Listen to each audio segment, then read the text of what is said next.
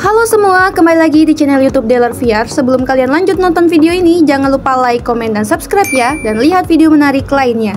Oke sobat, pada video kali ini temenin kita yuk ngeset Razor 100 SP buat diantar ke konsumen. Nah, jadi untuk ngeset Razor 100 SP ini gampang banget. Kita hanya tinggal pasang aki ke Razor. Untuk aki yang dipakai itu yang seperti ini ya, atau aki motor bebek. Tempat penyimpanan akinya ada di belakang kiri ATV. Kalian tinggal masukin aja ke tempatnya. Lalu sambungkan soket ke aki motor supaya motornya bisa hidup.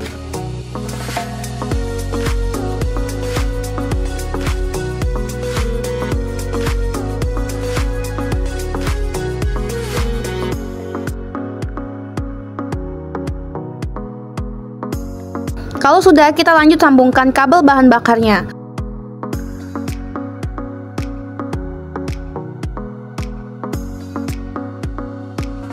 Lalu arahkan tombol ini ke bawah atau off agar bahan bakarnya mengalir. Untuk jenis bahan bakar, bebas ya kalian mau pakai apa. Kalau Razor kali ini kita tadi isi pakai Pertalite. Nih kita kasih dengar suara dari ATV Razor. Jangan heran ya sama air yang keluar dari knalpot ini. Soalnya Razor ini habis kena hujan sobat.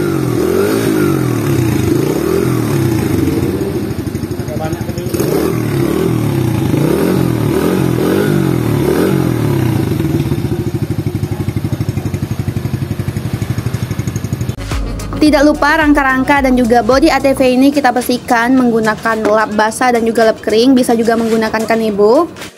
Nah, kalau udah bersih kayak gini kan enak ya konsumen menerima ATV-nya. Kalau ditanya kegunaan ATV ini buat apa, tentu saja ada banyak ya kegunaannya. Kalian bisa coba usaha rental menggunakan ATV mini ini karena belum ada banyak masyarakat yang memanfaatkan mini ATV ini untuk usaha rental.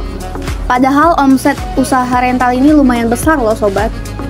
Oke lanjut, kita juga ngecek tombol-tombol yang ada di ATV ini apakah berfungsi dengan baik atau tidak. Kalau sekira semuanya udah oke, tinggal kita angkut deh ke mobil. Karena Razor 100 SP ini berat, butuh 3-4 orang untuk ngangkut ATV Razor ini ke atas mobil. Kalau cuma 2 orang tentu saja berat ya sobat.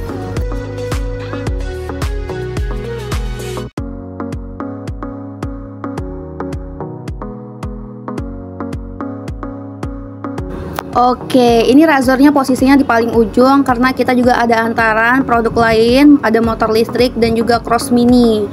Karena lokasi konsumen yang searah, jadi kita nganternya barengan.